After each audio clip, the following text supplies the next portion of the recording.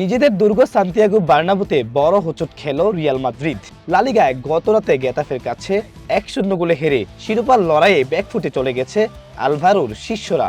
বার্সেলোনার চেয়ে পয়েন্ট ব্যবধান কমানোর সুযোগ থাকলেও উল্টো টানা দ্বিতীয় হারে বিধ্বস্ত গ্যালাক্টিকোরা। ম্যাচের শুরু থেকেই ছন্নছাড়া ফুটবল খেলতে থাকে রিয়াল মাদ্রিদ। সেই সুযোগ কাজে লাগিয়ে ম্যাচের 39 মিনিটেই লিড নেয় গেতাফে। 1-0 গোলে পিছিয়ে পড়ার পর ম্যাচে ফিরতে মরিয়া হয়ে আক্রমণ চালালেও গেতাফের জমাট রক্ষণে বারবার প্রতিহত হয়েছে ভিনিসিয়াস বেলিংহ্যামরা।